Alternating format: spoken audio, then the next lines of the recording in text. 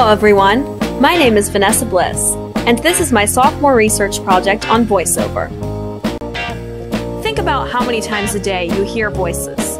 Not the ones in your head, but the voices coming from other places.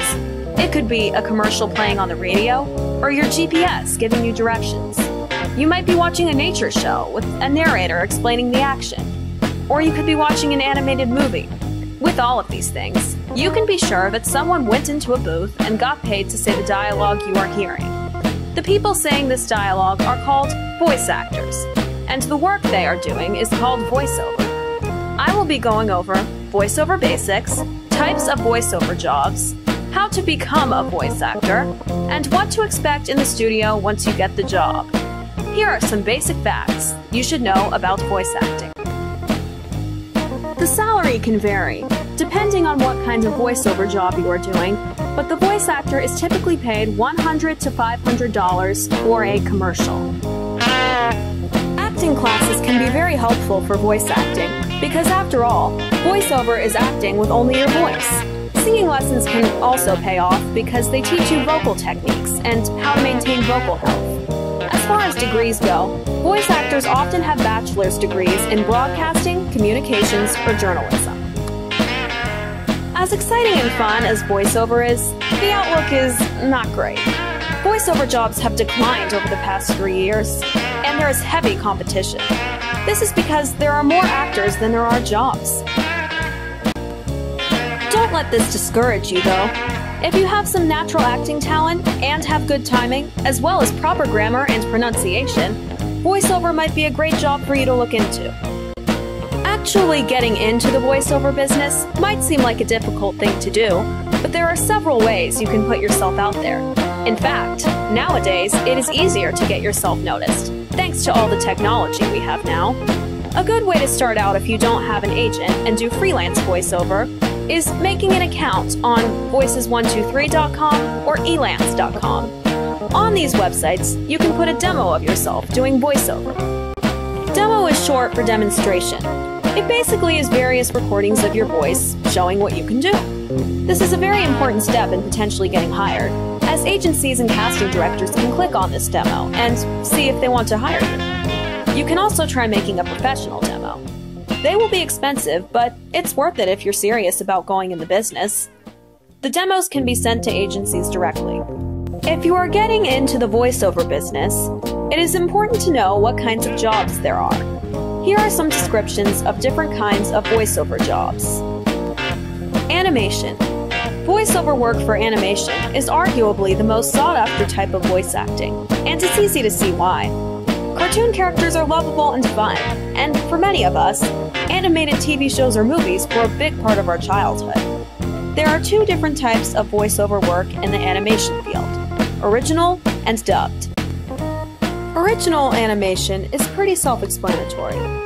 The voice recording comes first, and the animation comes second.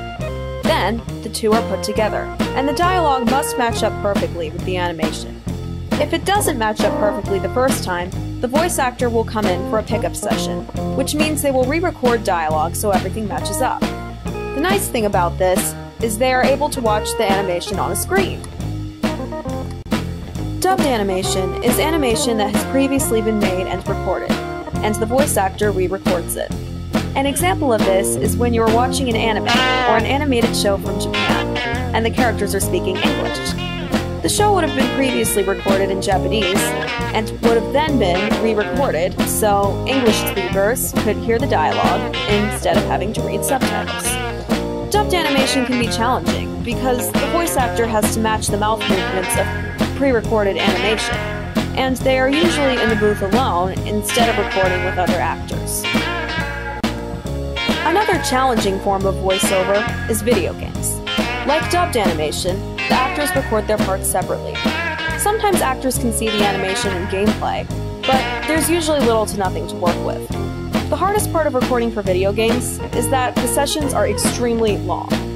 They can last up to 4 hours at a time and are quite strenuous on the voice, mainly because the actor has to do quite a bit of yelling as well as making sounds for certain situations, such as when their character is getting punched or kicked. Sounds painful. Narration is the type of voiceover most commonly used for live-action film and TV.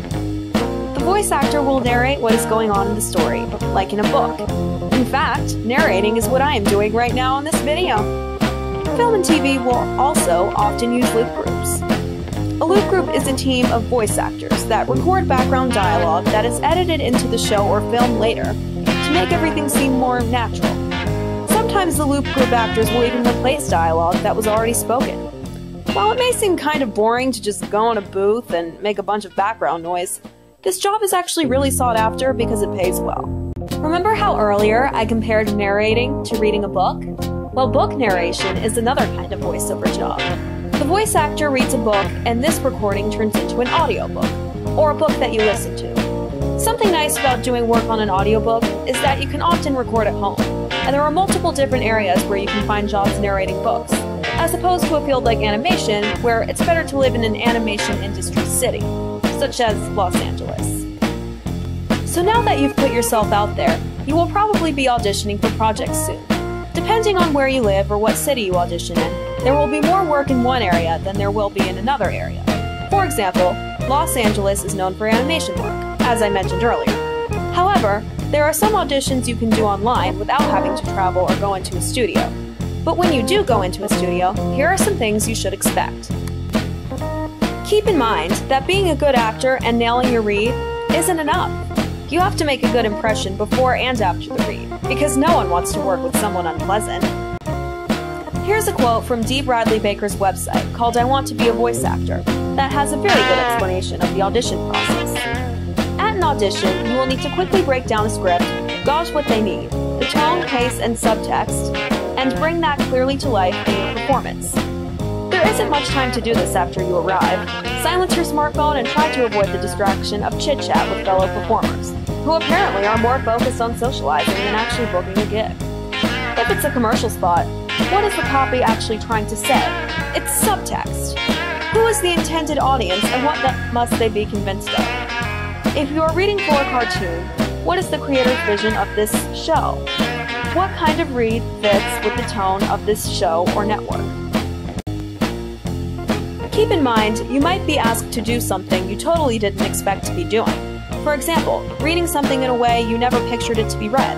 Just be open to experimentation. Now here's some basics about being in the booth, and terminology that is helpful to know. When you are in the booth, you will be hot. Very hot. I am speaking from experience here, as I have sang in a recording studio. Seriously, that big magical box you stand in is like an oven. But you'll have to get used to it if you want to do this for a living. All booths are different. Some are fancier, some are more simple. There are some with a window where you can see into the control room, and others where it's just a padded closet. Don't touch the mic without permission, and someone will usually adjust it for you anyway. Distance from the mic depends on the type of sound you are trying to create. If you are whispering, you should get closer to the mic. If you are yelling, make sure to back off from the mic. Be careful of plosives. A plosive is a sound making a burst of air rushing from your mouth. These are mostly P sounds. Sometimes plosives can distort the sound, but pop filters can help with this. A pop filter is an accessory the mic usually has that catches the stronger puffs of air. Before you speak, there will be 3 beeps. The 3 beeps will be equally spaced apart, and you speak where the imaginary 4th beep would be. And now, here's some of the most common mistakes voice actors make. So, make sure you don't fall victim of making them. I had the pleasure of interviewing Phil Lamar, one of the industry's top voice actors. He's had various animation roles in shows such as Samurai Jack, where he voiced the title character, Star Wars: The Clone Wars, Futurama, and, my personal favorite role of his, Wilt in Foster's Home for Imaginary Friends. He's also had various live-action roles, such as in Pulp Fiction and the sketch comedy show Mad TV. I asked him about what mistakes voice actors often make. His answer is written on the next slide. While I would narrate it if I could, it is quite long and I don't want to go over time on my video, so just feel free to pause and read.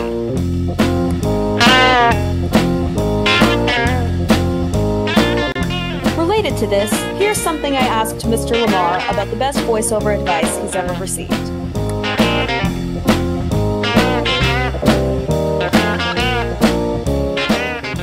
Bradley Baker is a voice actor who has a website giving advice to people wanting to go into the voiceover industry. One of his most famous roles is Perry the Platypus in Phineas and Ferb. These are what he cites on his website as top newbie mistakes. 1. Overlapping, meaning talking over someone else's read. 2.